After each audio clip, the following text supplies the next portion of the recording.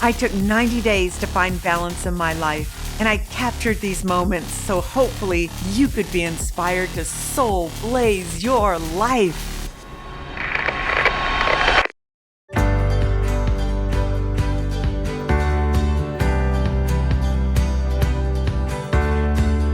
So my tribe got to experience your message, which was incredible.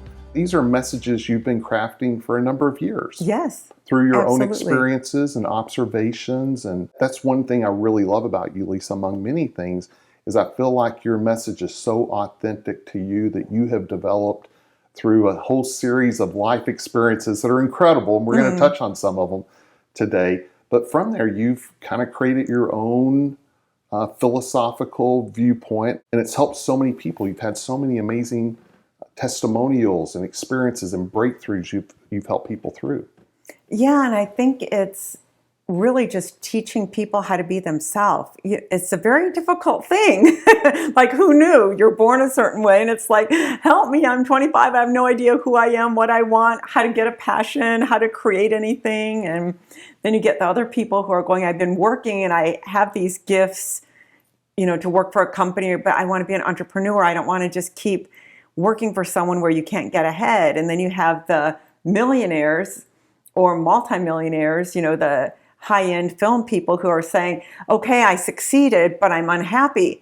I'm not whole, mind, body, heart, soul. Or they're, really unhealthy, have a lot of health issues, or they have mental or spiritual issues, or they become addicted to something, alcohol, drugs, something to keep going. So everyone has something. But what I learned traveling is that we're all so complex, and talking doesn't necessarily work for everybody. What you need to do is feel into them and just be with them in a different way. And then sometimes just your energy with their energy, and then letting them just speak or giving them a hint of their truth. Because when you're really tapped in and you've been doing this a long time, which I have, I wouldn't call myself a psychic, but I could read people really well. Then you could give them hints of who they are, because we all have skeletons, we all have fear, we all have pain, and we're all suffering. I think more so today than ever before. I mean, I don't even want to say this because I haven't said it yet, but I'll say it here first. People are going, oh, what's the arc of the show and what's this or that? And I'm going, I found out I'm suffering from depression. What? I'm the happiest person there is. And I'm, everything in my life is working, really every area, even the parts that aren't working perfectly are unfolding beautifully. And it's just like, wow. But I think it's the deep sadness that a lot of people are feeling because of overextension of news outlets and, all the social media. People are really reading that and taking it in. And then, you see friendships and you're seeing so many people's lives fall apart because of one thing, because of our economy. Oh, they got into a car accident and now they lost everything. Or someone got sick and it's $50,000 in medical bills and now their whole life is falling apart. Can I stay with you? Where are you? Everyone's trying to help each other. And I think when you look at the big picture, you're like, what are we doing here? What is the meaning of life? It's so like, but if you focus on this is too hard and too much to think about, too much to do, you'll crash and burn. What you have to do is go, wow, I chose to be here. What challenges are presented in front of me? Oh, this just happened. Okay, let me look at that. Like, oh, I might get a divorce. What does that look like? All right, so I experienced 15 years of this and that. This is where I grew. This is where he grew. Where do I want to go? Because I really believe we're spiritual beings, have a human experience. So our soul came down here to do something. So I'm like, oh, that means that soul journey is over. So namaste, my friend. Thank you for sharing that time and let me be open. And when fear comes up, just, acknowledge it and then let it go.